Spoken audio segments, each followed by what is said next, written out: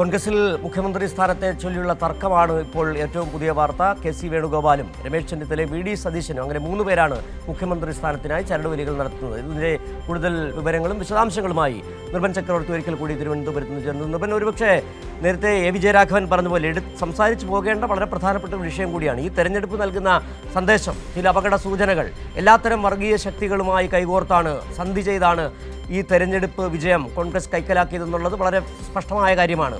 അവർ വിതച്ചത് ആരാണ് കൊയ്യാൻ പോകുന്നതെന്ന് നമ്മൾ ഇനി കണ്ടറിയേണ്ടിയിരിക്കുന്നു. ഏതായാലും ഈ കോൺഗ്രസിൻ്റെ ഈ മുഖ്യമന്ത്രി ആകാൻ വേണ്ടിയുള്ള തർക്കങ്ങളെക്കുറിച്ച് തന്നെ അതിലേക്ക് തന്നെ മടങ്ങി വന്നു കഴിഞ്ഞാൽ ആർക്ക് ആണ് ഇപ്പോൾ AICC പിന്തുണ എന്ന് നമുക്ക് പറയാൻ കഴിയുന്നുണ്ട്? എന്താണ് ദില്ലിയുമായി ബന്ധപ്പെട്ടാണല്ലോ ഇനി ചർച്ചകൾ കേന്ദ്രീകരിക്കാൻ പോകുന്നത്? കെ.സി. വേണുഗോപാൽ അല്പം മുമ്പാണ് ആലപ്പുഴയിൽ പ്രതികരിച്ചത്. അതിനുശേഷം അദ്ദേഹം ദില്ലിയിലേക്ക് ഇന്ന് പോകുന്നുണ്ട്. അതിന് ദില്ലിയിൽ കെ.സി. വേണുഗോപാൽ എത്തിയ ശേഷമായിരിക്കും നിരീക്ഷകർ കേരളത്തിലേക്ക് എത്തുക. കേരളത്തിൽ നിരീക്ഷകർ എത്തിക്കഴിഞ്ഞാൽ ആശയവിനിമയം നടത്തുക. MLA മാരുമായി ആശയവിനിമയം നടത്തും. ഒപ്പം തന്നെ MP മാരുമായും പാർട്ടി ലീഡർഷിപ്പിലെ വർക്കിംഗ് പ്രസിഡന്റുമാരടക്കമുള്ള KPCCയുടെ ഭാരവാഹികളുമായി പ്രത്യേകം ആശയവിനിമയം നടത്തും. ഇതിന് ശേഷമായിരിക്കും നിരീക്ഷകർ ദില്ലിയിൽ ഇത് സംബന്ധിച്ച റിപ്പോർട്ട് രാഹുൽ ഗാന്ധിക്ക് നൽകുക. രാഹുൽ ഗാന്ധി ആയിരിക്കും ഇക്കാര്യത്തിൽ അന്തിമ തീരുമാനമെടുക്കുക. ഏറെക്കുറെ വ്യക്തമാണ് ഇക്കാര്യങ്ങളിൽ. കേരളത്തിൽ വന്ന് പാർലമെൻ്ററി പാർട്ടി യോഗം ചേരുകയാണെങ്കിൽ സ്വാഭാവികമായും പാർലമെൻ്ററി പാർട്ടി യോഗത്തിൽ കഴിഞ്ഞ തവണ പ്രതിപക്ഷ നേതാവിനെ തിരഞ്ഞെടുക്കുന്നതിന് വെവ്വേറെ ഒന്നിച്ചല്ല കണ്ടത്, യോഗത്തിൽ അല്ല, പ്രത്യേകിച്ച് ഓരോ MLA മാരെയും വെവ്വേറെ കണ്ടാണ് ഇക്കാര്യത്തിൽ തീരുമാനമെടുത്തത്. അങ്ങനെ ഒറ്റയ്ക്കും ഓരോ നേതാക്കളെ പ്രത്യേകം കാണുന്ന ഒരു സമീപനമായിരിക്കും നിരീക്ഷകർ ആശയവിനിമയത്തിൻ്റെ ഭാഗമായി എടുക്കുക. അങ്ങനെ എടുത്താൽ സ്വാഭാവികമായി ഈ തെരഞ്ഞെടുപ്പിൽ മത്സരിച്ച സ്ഥാനാർത്ഥി നിർണ്ണയം മുതൽ അവർക്ക് തെരഞ്ഞെടുപ്പിൻ്റെ ചെലവിന് വേണ്ടിയിട്ടുള്ള ഫണ്ട് എത്തിച്ചത് മുതൽ മുഴുവൻ തെരഞ്ഞെടുപ്പ് ക്യാമ്പയിൻ്റെ പ്രവർത്തനങ്ങളുമായി ബന്ധപ്പെട്ട അജണ്ട മുഴുവൻ നിശ്ചയിച്ച് നൽകിയത് കെ.സി. വേണുഗോപാൽ തന്നെയാണ് എന്ന് കോൺഗ്രസിലെ പ്രബല വിഭാഗം, അതായത് KPCC അധ്യക്ഷനടക്കമുള്ള വർക്കിംഗ് പ്രസിഡന്റുമാരടങ്ങുന്ന വിഭാഗം ഉറച്ചു വിശ്വസിക്കുന്നുണ്ട്. ഗ്രൂപ്പിനതീതമായി കെ.സിക്ക് അനുകൂലമായ സാധ്യതകളാണ് കേരളത്തിൽ കോൺഗ്രസിൽ ഒരുങ്ങുന്നത്.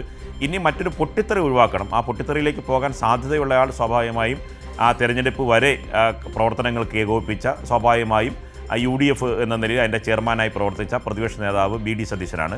അദ്ദേഹത്തിന് സ്വാഭാവികമായി ഇക്കാര്യത്തിലൊരു ക്ലെയിമുണ്ട് എന്ന കാര്യം വസ്തുതയാണ്. കാരണം ഘടകകക്ഷികളടക്കം പിന്തുണ പല തവണ പരസ്യമായും രഹസ്യമായും വി.ഡിക്ക് അനുകൂലമായി വരുന്നുണ്ട്. എക്സിറ്റ് പോൾ ഫലങ്ങളിലൊക്കെ തന്നെ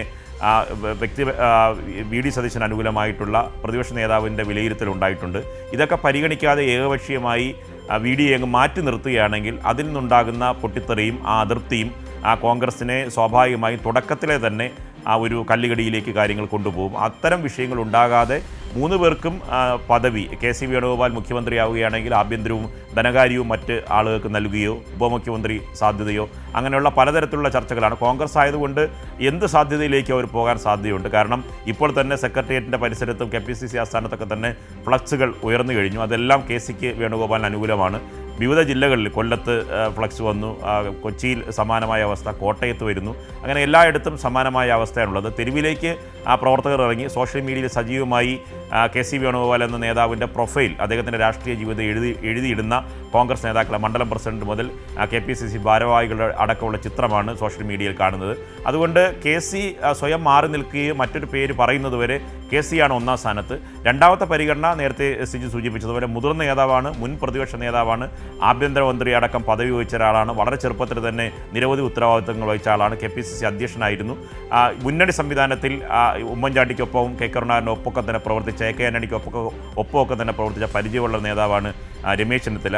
അദ്ദേഹത്തെ ഒരു സമവായ നീക്കത്തിൻ്റെ ഭാഗമായി അദ്ദേഹത്തിലേക്ക് പദവി എത്തുമെന്നുള്ള പ്രതീക്ഷ ചെന്നിത്തല വിഭാഗവും വച്ചു പുലർത്തുന്നുണ്ട്. അതുകൊണ്ട് പൊട്ടിത്തെറി ഒഴിവാക്കാനുള്ള പലതരത്തിലുള്ള ചർച്ചകളാണ് നടക്കുന്നത്. പിന്നെ ഒരു മുന്നണി അധികാരത്തിൽ വന്നു കഴിഞ്ഞാൽ അവരുടെ മുഖ്യമന്ത്രി തിരഞ്ഞെടുക്കാനുള്ള പൂർണ്ണമായ ഉത്തരവാദിത്വം ആ പാർട്ടിക്കാനുള്ളത്. സ്വാഭാവികമായും അതിൻ്റെ നടപടിക്രമങ്ങളുണ്ട്. ആ നടപടിക്രമങ്ങൾ വരെ കാത്തിരിക്കുന്നതായിരിക്കും ഇത് സംബന്ധിച്ച് ഏറ്റവും പ്രധാനപ്പെട്ട കാര്യം. പക്ഷേ ആ നടപടിക്രമങ്ങൾക്ക് അതീതമായിട്ടുള്ള തർക്കങ്ങളാണ് നിലനിൽക്കുന്നത്. ആ തർക്കങ്ങൾ എങ്ങനെയാണ് കോൺഗ്രസ് പരിഹരിക്കുക എന്നതാണ്.